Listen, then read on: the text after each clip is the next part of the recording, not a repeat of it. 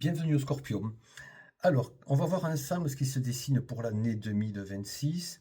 Donc, par rapport aux cartes que je viens de sortir, la première des cartes, ça va être la tendance du moment ou du premier mois de l'année. Alors, la première des cartes indique la puissance et la force. Du moins, ça veut dire que pour certains d'entre vous, vous avez peut-être quelques conflits à gérer, quelques querelles. Voilà, ça c'est la carte qui indique que le début d'année, pour certains d'entre vous, peut-être que vous êtes déjà dans quelques conflits, pas forcément graves des fois, hein, mais quelques complications, que ce soit travail, amour ou autre. Voilà, vous avez cette carte qui l'indique. Voilà, toujours pareil, les cartes parlent bien sûr à certains d'entre vous. Alors, la force qui est cette carte, cette force, c'est la nécessité.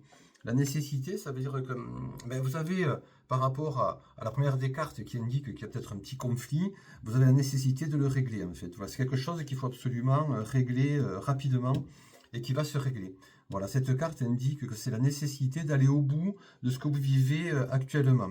Vous allez avoir, pour certains d'entre vous, quelqu'un qui va vous aider dans le chemin, une femme notamment. Voilà, vous avez une femme qui va vous aider à régler tous ces problèmes là que vous avez actuellement.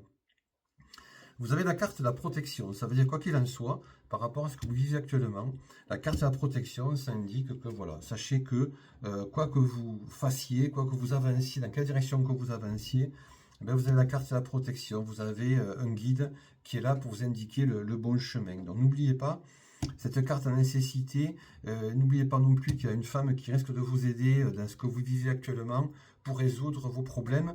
Et d'ailleurs, vous avez la carte papyrus d'écrit. Il y a beaucoup d'échanges, il y a beaucoup d'écrits actuellement et qui vont se poursuivre du moins en début d'année. Alors on va prendre deux autres cartes pour voir la conclusion. Mais écoutez, la méditation, cette carte indique que vous allez prendre du recul. Voilà, vous allez prendre du recul dans vos décisions que vous allez prendre là dans l'année 2026 pour régler, pour faire en sorte qu'il y ait une année qui se passe bien pour vous, les Scorpions. Vous avez la carte de la foudre, ce qui indique que il peut y avoir encore quelques complications hein, là, mais voilà. Bah, écoutez, la dernière des cartes que je sors, c'est la carte de l'alpha, ça indique un nouveau départ. Voilà.